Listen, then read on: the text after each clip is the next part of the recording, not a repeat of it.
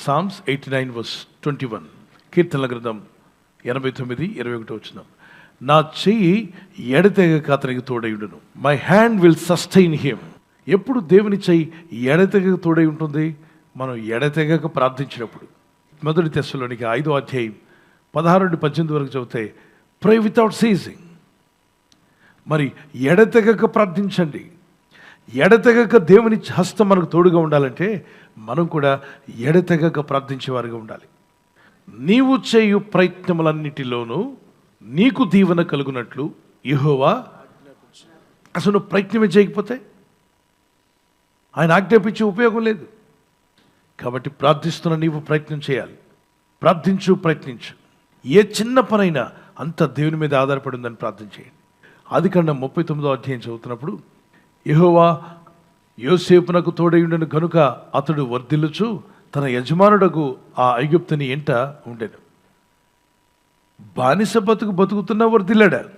అవును, తన యజమానుడి దగ్గర బానిసగా పనిచేస్తున్నాడు. కానీ పని స్థలంలో కూడా అతనికి క్రెడిట్ వచ్చాయి, దీవించబడ్డాడు, మంచివాడిగా పేరు పొందగలిగాడు. చాలామంది బానిసలు ఉంటారు, చాలామంది దాసులు అంటుంటారు ఆ రోజుల్లో అధికారులకి. అక్కడ వాళ్ళందరికన్నా ఇతనికి ఫేవర్ ఎక్కువ దొరికింది, వర్ధిల్లాడట. దయచేసి గమనించాలి. నాకేదో కంపెనీ లేదు, నాకు ఫ్యాక్టరీ లేదు, నాకు గొప్ప బిజినెస్ లేదు, how can I be prosper అని చెప్పంటూ కృంగిపోవద్దు. నువ్వు ఏ స్థితిలో ఉన్నా నిన్ను వర్ధిల్ల చేయగల దేవుడు. గట్టిగా దేవునికి స్తోత్రం చెల్లిద్దాం. Praise the lord. నువ్వు చేస్తున్న పని చిన్న పనైనా, చిన్న వ్యాపారమైనా, ఉద్యోగమైనా, ఒకవేళ సెల్ఫ్ ఎంప్లాయీగా నువ్వు ఉంటున్నా, దేవుడు నిన్ను వర్ధిల్ల చేయగలడని మీరు దేవునికి స్తోత్రం చెప్పండి. ఎప్పుడైనా వర్ధిల్లాడు? యెహోవా యోసేపునకు తోడైయుండెను గనుక అతడు వర్ధిల్లెను. దేవుడు మనకు తోడై ఉంటే మనం ఏం చేయదము?